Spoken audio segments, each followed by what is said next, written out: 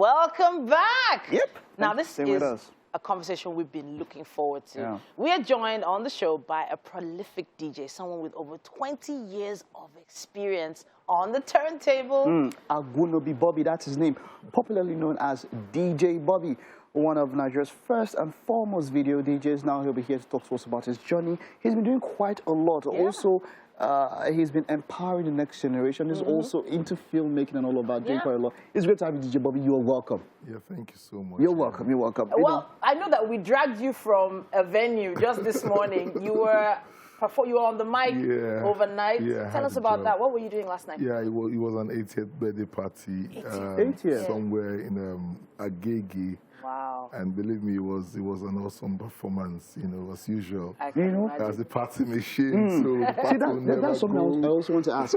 Let's talk about the diverse events. I know I've heard about even funerals having DJs. Yeah. How diverse have the events have you? What events have you been invited to that you were like, what? Really? Like, which event have you been invited to that maybe you felt like it blew your mind or something, like maybe a DJ can't be there or something? Which event was that? It was a funeral. You played at the funeral? Yeah, 5th of November. Wow. Yeah. Just recently? 5th of November, and I was like, what am I even doing here? Wow. There was a band, like 2 bands, playing. And I wasn't even sure if I could, entertain the crowd. Yeah. But at some point, I realized that the band became exhausted. The 2 bands, And at that point in time, I just knew this is the right time to. Somehow it was a Yoruba crowd. And I started asking myself, how do I get into these people? The next thing that came to my head was, drop vivid imagination. Wow. And that was how everybody, believe me, maybe after this show, I'll show you the review. Wow. It was like a 10-page review from the event planner that brought me, guy, you're the live, you saved the party. People got tired, people were not dancing. It now was like where people were just having conversations while music was just going on at the background. Amazing. But immediately jumped on the turntable, it became something else. I was actually going to touch on that because DJing is an art form. Yeah. A lot of people don't understand the mathematics involved, the calculation involved, how difficult it is to actually listen to 2 songs at the same time and prepare the crowd for what's coming. Yeah. So how did you begin this journey and how did you learn this craft? Exactly. To be frank with you, I remember those times way back in secondary school. Shout out to Jimmy Jat. Yeah, how I used to steal my mother's money then to go and make mixtapes. Yeah, on the regular. Shout out to Jimmy Jazz. Shout out to Mix Master T. These guys, were veterans. They've been there for many years. So around 1992, 93. Yeah. Then I was still in secondary school and all of that.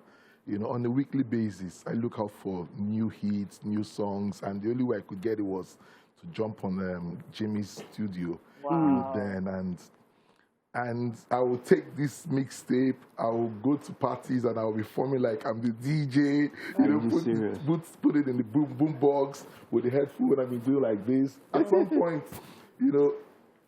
I realized that I was being so addicted to the craft and gradually started learning the basic, understanding the beat count, understanding the bar, understanding crossfading and all of that. To be very frank with you, I had to learn DJing myself. It sounds crazy, but it's the truth. Wow. After working for government for like 9 years, I used to work with National Drug Law Enforcement Agency. Wow. But I realized that, I was just doing that to please my family. Wow. It wasn't my passion. A lot of people you have a lot of people, DJing feels it's in vogue now. Yeah. But then, it was not so. How were you perceived? As, I was seen as one lost son. I'm telling you, it was a big deal. It was serious. It's like big persecution and all of that. Because now everybody can, DJ is a big boy, but then I know it was not like that. They called family meetings for me that time. Wow. I had to just quit because I did my youth service call with National Drug Law. And I was forced to retain there, and stay there. Being a son of a police officer, you have to follow Papa line exactly. and all of that. Yeah. After 9 years, I realized, man, Not working. It's not for me. You know, I get into trouble on a regular basis because by the time I close work at 4 p.m. At night, I'm in the club. Wow. You know, doing the normal, hanging out around DJs, hanging around entertainers and all of that.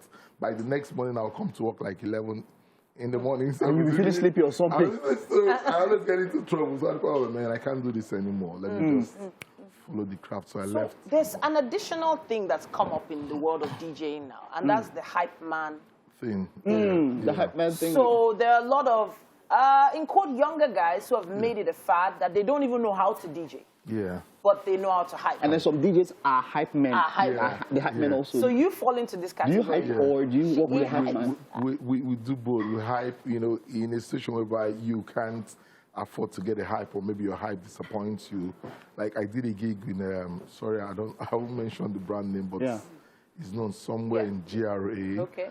On Friday, yes, that was 31st of December, and the hype man did not come through. Wow. Okay. He later came like 10 p.m. while the event started like 7. Oh. Before then, I carried my microphone. Hey, I was so people, party people, you know, and all of that, and people were responding. Yeah. You know, and that's another industry that is linked to DJing that you know that move because the DJ always comes to the mic. He's the one that does. But bro, this has been in vogue since 15 years ago, but we refuse to accept it. Believe me, in Jamaica, check out all the Jamaican mixtapes. You'll see the guys doing patois, you know, DJs alongside hype man and all of that. So it's just recently now we started, you know, showing respect to hype man, and you know, clients started allowing you or asking you, are you coming with the hype man? Are you coming with the percussionist? Just to, you know, create an accompaniment to your performance. You know. Wonderful. Amazing. Talking about performance, let's feel a bit of DJ Bobby on the Wheels of Steel. Okay, you also sing too, and I'll teach you other artists. This is